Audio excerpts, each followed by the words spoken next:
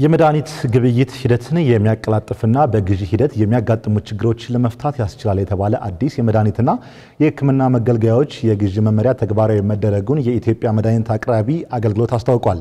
ለሰው ሰራሽና ተፈጥሯዊ ድንገተኛ የጤና አደጋዎች እንዲሁም እስከ 60 ሚሊዮን ተጠቃሚዎች ላሉት የማህበረሰብ ጤና መድህን ፍላጎት ወቅታዊና ፈጣን ምላሽ ለመስጠትና የመድኃኒት ተደራሽነትን ለማስፋፋት መመሪያው ከፍተኛ አስተዋጽኦ እንደሚኖረው ተቋሙ ትላንት በሰጠው መግለጫ አመልክቷል። መመሪያው ካሻሻላቸው አሰራሮች መካከል አንዱ ተጫራቾች የገንዘብ ጣሪያ ሳይገድባቸው የሀገር ውስጥ አምራቾች ብቻ የሚሳተፉበትን እድል የፈጠረና የጨረታ ሂደት ቆይታን በማሳጠር በ21 ቀናት እንዲሁም ውስን ጨረታን በ10 ቀናት ውስጥ በአጭር ጊዜ እንዲፈጽም የሚያዝ ነው ተብሏል። ሌላው በመመሪያው የተፈቀደው ከሌሎች ጎረቤት ሀገራት ላይ የጥምር የመድኃኒት ግዥን መፈጸም መቻል ሲሆን ይህም አነስተኛ ተጠቃሚነት ያላቸው መድኃኒቶችን ለማግኘት ያለውን ችግር የሚቀርፍ እንደሆነ ተገልጿል። በሀገራችን በተጠናው ጥናት የካንሰር መድኃኒት አንዱ በጣም ውስን በሽተኛ ብቻ ያላቸው አለ። ይሄ አቅራቢዎች አይገኙም። ብዙ ጊዜ ብንፈልግም ተደጋጋሚ ጨረታ እናወጣለን፣ አቅራቢ ግን የለም። ለምን? አዋጭ አይደለም የሚለው ማለት ነው። ትንሽ ነው ማመርተው። ስለዚህ ለ200 ሰው የሚያስፈልግ መድኃኒት አለ በእኛ ሀገር፣ 300 ሰው የሚያስፈልግ መድኃኒት አለ። ይሄ መድኃኒት አንዱ ተወዳደር ብንለው አዋጭ ስላልሆነ ማመርትበት ዋጋ በጣም ከፍተኛ በመሆኑ አያስፈልገኝም ካለ በጣም ያስቸግረናል። እኛ ደግሞ ማቅረብ አለብን ለማህበረሰቡ። የትኛውን በሽታ የተያዘ ማህበረሰብ መድኃኒት ማቅረብ ግዴታ አለብን። ለዚህ ደግሞ የሚሆነውን ሩዋንዳ ሲሚላር ካላት፣ ኬንያ ሲሚላር ካላት የጋራ ፑል አድርገን መግዛት የሚቻልበት ተደንግጓል ማለት ነው። እንዲሁም በአገልግሎታቸው ውስብስብ ባህሪ ያላቸውና ከፍተኛ በጀት የሚጠይቁ የሕክምና መሳሪያዎችን በሊዝ ስምምነት ላይ የተመሰረተ ግዢ መፈጸም እንደሚቻል በመመሪያው ተደንግጓል ተብሏል። አንዳንድ ሕክምና መሳሪያ ወጫቸው በጣም ከፍ ያለ ነው እንደምታውቁት። ስለዚህ በሊዝ ማምጣት የሚቻልበት ተቋማት ለምሳሌ በጣም ውድ የሆኑ ሕክምና መሳሪያዎች አሉ። የኤምአርአይ ማሽን፣ የሲቲ ስካን ማሽን ከበጀት አንጻር የማይመጡ ከሆነ በሊዝ አማራጭ ማምጣት እንችላለን። ይሄ ሊዝ የራሱ መመሪያ ይኖረዋል። ነገር ግን አማራጮችን በዚህ መመሪያ አካተን አምጥተናል ማለት ነው። ወደ ቀጣዩ የማለዳ አዲስ ነገር ዘርዘር ያለ መረጃችን ስናልፍ ጤና ሚኒስቴር ላለፉት 2 ዓመታት ሲያዘጋጀው የቆየውን የመጀመሪያውን ሀገራዊ የዲያግኖስቲክ ስትራቴጂ እቅድ ይፋ መሆኑን አስታውቋል። የዲያግኖስቲክ ስትራቴጂ እቅድ የላቦራቶሪ ኢሜጂንግና ፓቶሎጂ አገልግሎቶችን በአንድ ላይ የያዘ ሲሆን ይህም የጤናውን ዘርፍ ለማገዝ አስፈላጊ መሆኑ ተገልጿል።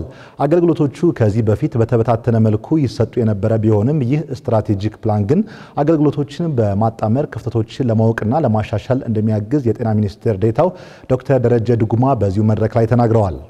ዲያግኖስ ስንል እንግዲህ በርከት ያሉ ነገሮችን ያቀፈ ነው። እነዚህም በአንድ እይታ እንድናይ ያደርገናል። በተለይ በጤና ተቋማት ውስጥ ያሉትን ላቦራቶሪዎችን፣ ክሊኒካል ላቦራቶሪዎችን የበለጠ ጥራታቸውን ለማሻሻል እንዲሁም ደግሞ በደንብ እንዲመሩ ለማድረግ ከፍተኛ ድጋፍ ያደርግልናል። ከዛም ባሻገር ብዙ ጊዜ ትኩረት የማናደርግበት ግን በጣም አስፈላጊ የሆነው የፓቶሎጂ ሰርቪስ ውስን ቦታ ላይ ያሉት ሰርቪሶች ናቸው። እነዚህም በስፋት እንድንተገብርም ድጋፍ ያደርግልናል። ከዛ ባሻገር ኢሜጂንግ በተለያየ ጥረት እየተደረገ ይገኛል፣ ግን አሁንም በቂ አይደለም። ከፍተኛ ተቋማት ላይ የሚገኙ አገልግሎቶች ናቸው። በርከት ያለ ማህበረሰባችን ተጠቃሚ እንዲሆን እነዚህንም እንድናሻሽል እጅግ የሚደግፈን ነው። ስለዚህ እነዚህ 3 ዋና ዋና ጉዳዮችን በአንድ ማዕቀፍ በቀጣይነት እንዲመራ ያደርጋል።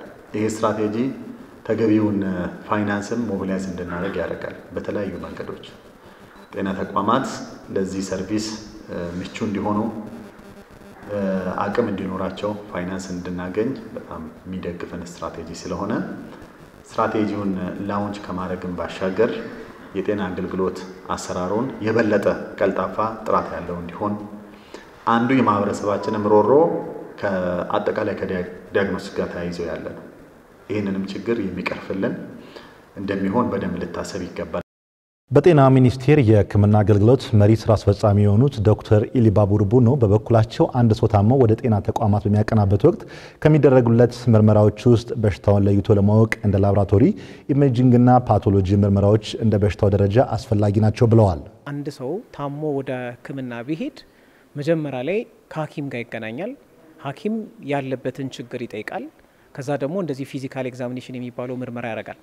ካረገ በኋላ መላምንት ወይም ዲፍረንሻል ዲያግኖስ የሚባሉን ያስቀምጣል እንደዚህ ሊሆን ይችላል ብለው ማለት ከዛ በኋላ ግን የትኛው ነው ሞር ላይክሊ የሱ ወይም የሷ ችግር ሊሆን የሚችለው የሚለውን ለማወቅ ላብራቶሪን ይጠቀማል ማለት ወይም ደግሞ ዲያግኖስቲክን ይጠቀማል ያ ማለት ምናልባት የላብራቶሪ ደም ምርመራ ሊሆን ይችላል የሽንት ምርመራ የሰገራ ምርመራ ሊሆን ይችላል ሌሎቹም የተለያየ አይነት የፍሉድ ምርመራዎች አሉ ወይም ደግሞ ኢቭን ኤክስሬ ሊያዝ ይችላል አልትራሳውንድ ሲቲ ስካን ኤምአርአይ አንዳንዴ ደግሞ እጢ ከሆነ ኢቭን ፓቶሎጂም ሊያዝ ይችላል ማለት ነው ስለዚህ ዋናው በትክክለኛ መንገድ የአንድን ሰው ታሪክ ከተወሰደና ትክክለኛ የሆነ ፊዚካል ኤግዛሚኔሽን ከተሰራ ሞር ለበሽታው 80% ቅርብ ያደርጋል ይባላል ከዛ የቀረችዋን 20% የምትሟላው በዚህ ነው ማለት ነው ስለዚህ ይሄ ዲያግኖስቲክ በጣም አስፈላጊ ነው ሰው ልጅ የታመመውን ነገር በትክክል በሽታውን ለማወቅ በጣም አስፈላጊና መሰረታዊ ነገር ነው